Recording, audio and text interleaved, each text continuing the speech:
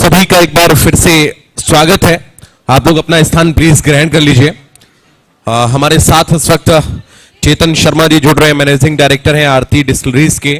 आशुतोष त्रिपाठी जी हैं, company secretary हैं Rajasthan liquors के। आप दोनों का बहुत स्वागत है न्यूज नेशन न्यूज स्टेट के इस कार्यक्रम में। सवाल की शुरुआत करते हैं। सवाल आपसे ये है, इस वक्त व्यापार की जो स्थिति है वो मुख्यमंत्री जी के द्वारा या बाकी जो बीजेपी के नेता हैं, जो सरकार के अंग हैं, उनका दावा है कि हम व्यापारियों को बहुत सहूलियतें दे रहे हैं और धीरे धीरे जो व्यापार है वो बढ़ रहा है और उनको हर तरीके की सुविधा, सिंगल विंडो सिस्टम हो गया, ये लागू हमने किया है। तो वो जमीन पर कितना नजर आ रहा है, क्या कुछ आपका अनुभव है, प्लीज? बिल्कुल, thank you very much for having us here and I want to start by saying कि जैसे आपने बोला कि यूपी सरकार ने काफी कुछ सहायता प्रोवाइड की है इंडस्ट्रियलिस्ट को। निवेश मित्र पहला एक ऑनलाइन पोर्टल है जिससे सब कुछ ऑनलाइन एक ही जगह पे हो गया है। इंस्टेड ऑफ अलग अलग डिपार्टमेंट में जाना, हम एक ही पोर्टल के द्वारा अलग अलग लाइसेंसेस के अप्लाई कर सकते हैं और सिर्फ फाइनल इंस्पेक्शन के लिए अब एक हमारा ह्यूमन टच बचा है। तो काफी कुछ ऑनलाइन हो जाने की वजह से हमारे प्रोजेक्ट्स को कंप्लीट करने में बहुत स्पीडी डेवलपमेंट में हम आगे बढ़ रहे हैं। और जैसे हम लोग ने एक प्रोजेक्ट लगाया है रनिया में, अराउंड 430 करोड़ का निवेश था उसमें, और वो इसी गवर्नमेंट की नीतियों की वजह से 1.5 साल में पूरा हुआ है और 1.5 साल में उसका प्रोडक्शन शुरू हुआ है। तो इससे ज्यादा बड़ी कोई डेवलपमेंट नहीं हो सकता।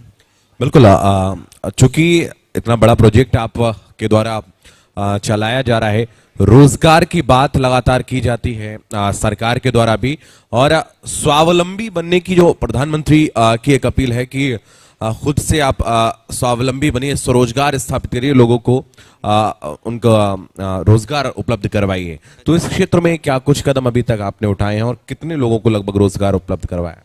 जी, हमारे 2 यूनिट हैं यहाँ पे, एक उन्नाव में और एक रनिया साइड में। दोनों को मिला के लगभग हम लोग 2000 लोगों को एम्प्लॉयमेंट देते हैं। और सिर्फ एम्प्लॉयमेंट, जो बेसिकली हमारा जो फोकस है कि लोकलाइज्ड डेली वेज वर्कर्स को एंगेज किया जाए और उनको हम लोग स्पेशल इंटरव्यू लेके सेलेक्ट करते हैं कि किसका एप्टीट्यूड है जिसको हम स्किल सिखा सकें, हमारी स्पेशलाइज्ड मशीनरी में अपग्रेड कर सकें, ताकि एक जनरल सोशल वेलफेयर डेवलपमेंट भी हो। आशुतोष जी, मैं आपके पास आऊंगा। चूंकि आप भी व्यवसाय से जुड़े हुए हैं और जिन बातों का जिक्र अभी चेतन जी ने किया है, सरकार का एक बहुत बड़ा सहयोग रहा है और जिसकी वजह से अब रोजगार भी आप लोगों को दे पा रहे हैं। और उत्तर प्रदेश की जो अर्थव्यवस्था, जिसको लगातार मुख्यमंत्री कहते हैं कि हम और भी आगे लेकर जाएंगे और 1 ट्रिलियन की इकोनॉमी जो है वो होती हुई नजर आएगी, तो क्या आपको लगता है कि हम उस ओर बढ़ रहे हैं?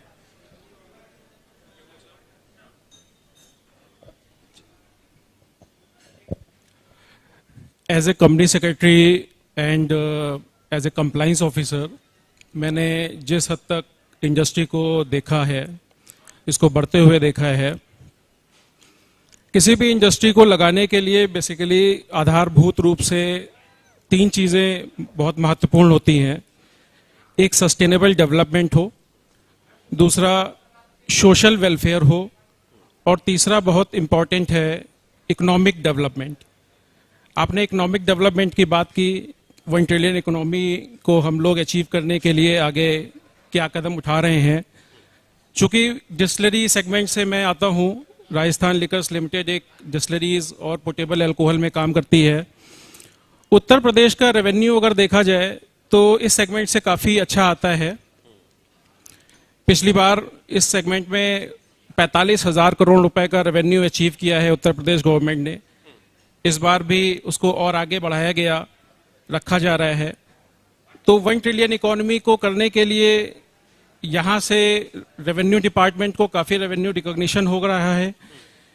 इसके अलावा मैं अगर इंडस्ट्री के ओवरऑल डेवलपमेंट की बात करूँ तो यूपी की जो पोजीशन है, यहाँ पे जो इंडस्ट्रीज के लिए जो वातावरण दिया जा रहा है, जो लोगों के लिए एक प्रोवाइड किया जा रहा है कि वो आकर के यहाँ पे डेवलप कर सकते हैं, और भी तरीके से जो उद्योग की नीतियाँ बन रही हैं, इंफ्रास्ट्रक्चर ऐसा डेवलप किया जा रहा है जिसमें कनेक्टिविटी, इंफ्रास्ट्रक्चर कनेक्टिविटी हो रही है, लॉजिस्टिक सपोर्ट्स हो रहा है।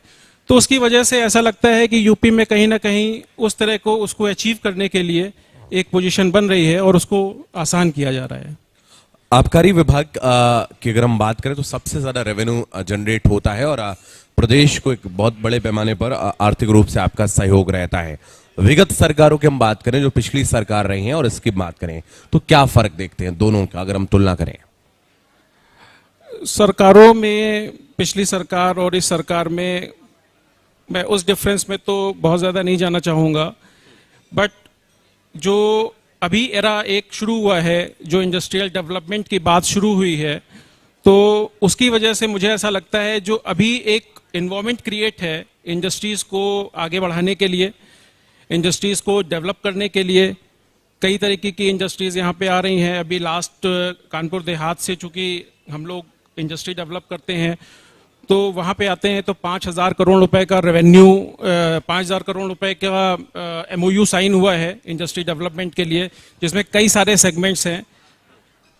तो कहीं ना कहीं देखा जाए, जो पारदर्शिता है, जो ट्रांसपेरेंसी अभी देखी जा रही है, गवर्नमेंट के काम में भी देखी जा रही है, अदरवाइज भी जो डेवलपमेंट जिस तरीके से किए जा रहे हैं, तो उसमें ऐसा प्रतीत होता है कि भविष्य में इस सरकार के माध्यम से कुछ डेवलपमेंट उस तरह से हो सकते हैं और हम लोग उस दिशा में आगे बढ़ने का प्रयास कर सकते हैं। सोशल वेलफेयर में हम लोग जा सकते हैं और उसमें ये कहीं ना कहीं एक अलग प्रभावित करने की स्थिति बन सकती है। जी, चेतन आपके पास आएंगे। जैसा कि आशुतोष जी ने सोशल वेलफेयर की बात करी, CSR फंड आपका एक होता है, CSR एक्टिविटी के जरिए आप लोगों की मदद करते हैं, संस्थाओं की मदद करते हैं, चाहे वो शिक्षण संस्थाएं हों या फिर किसी भी क्षेत्र की हम बात करें। तो आपने अब तक उस और क्या कुछ अभी तक किया है? नहीं, मुझे ये बताते हुए बहुत खुशी हो रही है कि जो भी हमारा CSR फंड का लिमिट रहता है, उससे हम हमेशा 3 से 4 गुना ज्यादा ही खर्च करते हैं पूरे साल में। हमारे जितने भी पंजाब में, यूपी में यूनिट्स हैं, उसके आसपास के गांव में, जैसे मैंने आपको पहले बताया, skill development of wage workers, plus वहाँ institutions of education for lower and higher classes, medical camps either for children, pregnant women and elder people, specialised eye care units. तो इन सब चीज़ों से हम आगे लोगों की सहायता करते हैं। उन गांव को अपग्रेड करना, उनकी रोड डेवलप्स करना, नाले डेवलप करना, उनको स्वच्छ पीने का पानी मिले तो पॉन्ड डेवलप करना, तो ये सारे कार्य हम लोग करते हैं आसपास के गांव में। ये बहुत अच्छी बात है। जैसे ना सिर्फ आपका व्यवसाय लोगों को रोजगार देने के अलावा आप जन सरोकार के जो मुद्दे हैं उनको भी उठाते हैं और उनको उन पर काम करते हैं। ये बहुत अच्छी बात है। अगर हम देखें व्यवसायियों को, व्यापारियों को एक सुरक्षा की दृष्टि से एक जो माहौल उत्तर प्रदेश में बना है, जिसका दावा राजनेताओं के द्वारा मंच से किया भी जाता है कि हमने व्यापारियों को बहुत सुरक्षा मुहैया करवाई है। जैसा कि पहले बहुत सी लूट की वारदातें हो जाती थी, तमाम घटनाक्रम इस रहता था, क्या वाकई वो सुरक्षा आपको नजर आ रही है? वाकई में ऐसा हो रहा है? जी बिल्कुल, मैं कहूँगा पहले और आज में यही अंतर है कि एक गुड गवर्नेंस का फर्क है। डिपार्टमेंट पहले भी होते थे, आज भी वही हैं, डिपार्टमेंट में चेंज नहीं है। बट मैं कहूँगा कि जो जीरो टॉलरेंस पॉलिसी की अभी आप पहले बात कर रहे थे, एंड एक गुड गवर्नेंस जो हमारे ऑनरेबल प्राइम मिनिस्टर के द्वारा एक नीति को बनाया गया है, तो उसके अधिकार हमारी सिक्योरिटी काफ़ी इंक्रीज हुई है। आज हम कहीं पे भी जा सकते हैं, आ सकते हैं, और सिक्योरिटी के लिए बहुत अपग्रेड हुआ है। कुछ ऐसी बातें, कुछ ऐसे विषय या मुद्दे जो आप सरकार तक पहुंचाना चाहते हो? देखिए, मुद्दे हमेशा रहेंगे मुद्दे कभी खत्म नहीं होते, बट जिस दिशा में ये सरकार जा रही है और जिस दिशा में ये एक विजन है योगी जी का कि हमें 1 ट्रिलियन इकोनॉमी करना है, और उस विजन के तहत जो एक्शन हो रहे हैं, मैं कहूँगा अगर हम उसी पे बने रहें तो हम आगे बहुत पहुँच सकेंगे। एक थोड़ा इस विषय से इतर मैं आशुतोष जी आपसे बात करूंगा। चूंकि आबकारी विभाग से एक बहुत बड़ा फायदा होता है, सबसे ज्यादा रेवेन्यू जनरेट होता है, सरकार को मिलता है। कुछ राज्यों में जो है वहां पर पाबंदी है, शराब पर पाबंदी लगाई है, और उसकी वजह से उसके दुष्परिणाम भी हुए हैं। दुष्परिणाम ये हुए कि वहां पर तस्करी शुरू हो गई है, दूसरे स्टेट से वहां पर लाई जा रही है, मारकाट हो रही है, और भी ज्यादा क्राइम बढ़ रहा है। तो ये जो निर्णय, जैसे बिहार की हम बात कर लें, एक आध स्टेट और भी जहां पर लिया गया, उस निर्णय को कैसे देखते हैं, और उस निर्णय को यहां पर नहीं लिया गया, जबकि अच्छी तरीके से उसको क्रियान्वयन जमीन पर हो रहा है। तो इन दोनों को आप कैसे देखते हैं, क्योंकि एक व्यवसायी के तौर पर आप ज्यादा बेहतर जवाब दे पाएंगे। किसी भी स्टेट में क्या निर्णय लिए जाने चाहिए, क्या नहीं लिए जाने चाहिए, ये उस प्रदेश की जनता के ऊपर बहुत डिपेंड करता है। मैं अगर आप ड्राई स्टेट की बात कर रहे हैं तो मैं गुजरात जैसे स्टेट की भी बात बोलूँगा, या बिहार में शराबबंदी की गई। गुजरात शायद वहाँ पे ये सफल रहा, बहुत पहले से ड्राई स्टेट है गुजरात, तो वहाँ पे ये कार्यक्रम सफल रहा, उन्होंने शराबबंदी की और उसमें किसी तरीके की ऐसी हानि नहीं दिखी। बिहार में यही शराबबंदी की गई तो शायद वो जो वहाँ की पॉपुलेशन है, जो वहाँ के लोग हैं, उनके क्या उसके ऊपर विचार हैं, शायद उसको ठीक तरीके से क्या देखा गया और किस लिए ये केवल निर्णय लिया गया। तो उत्तर प्रदेश में इस तरीके की निर्णय को लेने की ज़रूरत ऐसी कोई महसूस नहीं होती, क्योंकि वहाँ की जनता कैसी है इसके ऊपर बहुत सारा कुछ डिपेंड करता है। और यहाँ पे चूंकि आबकारी नीति इस तरीके से है, वो काफ़ी प्रभावी है। हमारी भी डिस्टिलरीज जैसे हैं, वहाँ पे हर समय पे कोई ना किसी तरीके से रेगुलेशन से बंधी हुई है। असिस्टेंट कमिश्नर रैंक के एक डेपुटेशन हमेशा हमारे यहाँ पे रहता है। तो अगर किसी भी नियम को पूर्णतया पालन करते हुए और उसके पूरे रेगुलेशन को जॉट डाउन करते हुए और प्रॉपरली किस तरीके से वहाँ पे उसको निभाया जाना चाहिए, इसको अगर ठीक तरीके से देखा जाए तो किसी भी निर्णय को किया जा सकता है। और आबकारी नीति चूंकि इतनी प्रभावी है, इतनी एनफोर्समेंट तरीके से उसको किया जाता है, तो उससे मुझे लगता है कि यहाँ पे इस तरीके के कोई निर्णय लेने की ज़रूरत नहीं है। और वो कॉन्टिन्यूसली रेवेन्यू रिकॉग्निशन भी उससे हो रहा है। तो अपने यहाँ के लिए उत्तर प्रदेश की अगर मैं बात करूँ तो वो हमारे लिए काफ़ी फायदेमंद है। बिल्कुल, उत्तर प्रदेश में जाहिर सी बात है और बहुत बड़ा एक योगदान रहता है यहाँ की, आपकी जैसा कि आपने बताया कि 1 ट्रिलियन इकोनॉमी को आगे बढ़ाने में। चेतन, युवाओं की बात होती है, जैसे अभी अब से आपने देखा कि महिला सशक्तिकरण की हमने बात की, महिला जनप्रतिनिधि हमारे बीच में मौजूद थी। युवाओं की बात करें तो क्या भूमिका है इस वक्त, जैसा कि प्रधानमंत्री भी लगातार लाल किले से भी उन्होंने कहा है कि युवाओं की सहभागिता रहनी चाहिए व्यापार में, राजनीति में, हर क्षेत्र में। आप युवा हैं, क्या देखते हैं, क्या परिवर्तन है और क्या कुछ आपको जिम्मेदारी मिल रही है? जी, मैंने जब ज्वाइन किया तो हमारा ग्रुप एक हमारे फादर ने फाउंड किया था। तो जब मैं इस ग्रुप में आया, मुझे अराउंड 7 इयर्स हो गए हैं इस ग्रुप को ज्वाइन किए हुए। तो डिफरेंस ये था कि जो मैनेजमेंट और गवर्नेंस मॉडल थे पिछली पीढ़ी के और हमारी पीढ़ी में, एक टेक्नोलॉजी का फर्क आया कि पिछली पीढ़ी में थोड़ा एक हैंड्स ऑन एक्सपीरियंस था, इतनी टेक्नोलॉजी नहीं थी कि डेटा इजीली कम्युनिकेशन हो सके, लॉजिस्टिक्स इतने इजीली ट्रैक हो सके। तो इस करंट एरा में मैं यूथ की रिस्पॉन्सिबिलिटी यही मानता हूं कि उस टेक्नोलॉजी को इंटीग्रेट करके हमारे करंट मॉडल्स में और उसको और एफिशिएंटली आगे बढ़ाएं। तो ये यूथ की बहुत बड़ी जिम्मेदारी है आज अपने देश को आगे बढ़ाने के लिए। डिजिटलाइजेशन की हम बात कर लेते हैं। डिजिटलाइजेशन जब से आया है उसके बाद से क्रांतिकारी हम कह सकते हैं, बहुत सारा बढ़ावा मिला है व्यापार को भी और हर क्षेत्र की अगर हम बात करें। आपकी इंडस्ट्री की अगर हम बात करें, डिजिटलाइजेशन आने के बाद क्या चेंजेस आपको लगते हैं? जी बिल्कुल, तो हमारी industry alcohol industry is one of the most regulated industry in the nation. तो इसमें जितने भी हमारे पहले फॉर्म्स होते थे सब मैन्युअली जाते थे, जितने डिस्पैचेस होते थे मैन्युअली जाते थे, उसमें समय लगता था। अब यूपी सरकार ने ऑनरेबल प्राइम मिनिस्टर योगी के अंडर में ये पूरा सब कुछ ऑनलाइन पोर्टल पे कन्वर्ट कर दिया। हमारे सारे जितने भी चेक्स होते हैं सब ऑनलाइन हो गए। तो इससे एक स्पीड ऑफ डूइंग बिजनेस बढ़ी, और जैसे स्पीड ऑफ डूइंग बिजनेस बढ़ती है तो डेवलपमेंट ज्यादा बढ़ता है। क्या रूरल एरिया भी इससे कनेक्ट कर पा रहा है? जी बिल्कुल कनेक्ट कर पा रहा है। जी, जैसे कि हम बिल्कुल अवेयरनेस की कमी बताई जाती थी जब डिजिटलाइजेशन लाया गया था, तो लोग कहते थे कि ग्रामीण क्षेत्र का सरोकार कम हो पाएगा और लोग कम इससे जुड़ पाएंगे। तो कितना कुछ फर्क हो पा रहा है और कैसे लोग इससे जुड़ पा रहे हैं?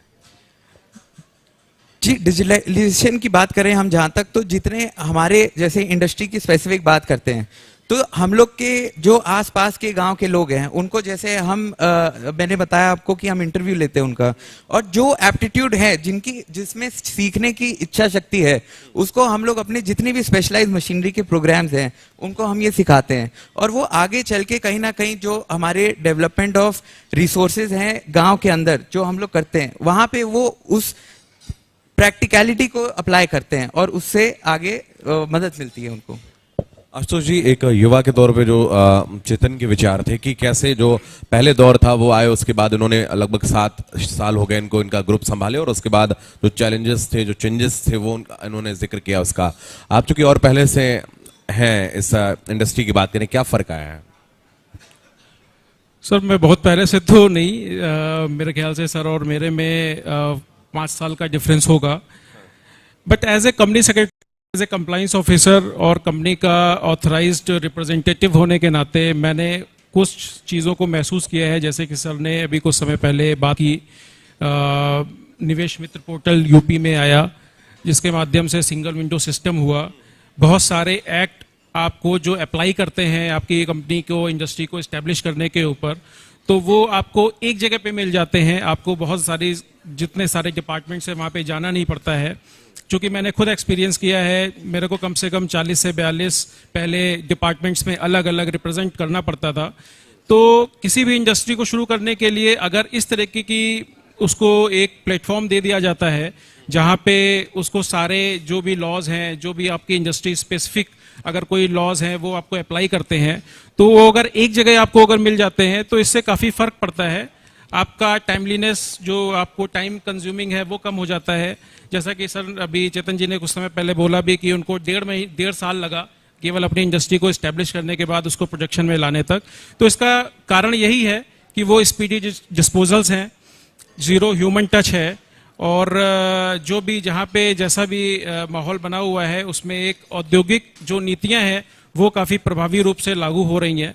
तो इस वजह से ऐसा एक माहौल है जिसमें हम लोग अच्छी तरह से काम कर सकते हैं। फ़र्क तो बेशक आया है, टेक्नोलॉजिकल डेवलपमेंट्स भी हैं, तो इसकी वजह से वो मुझे लगता है कि चीज़ें आसान हुई हैं करने में।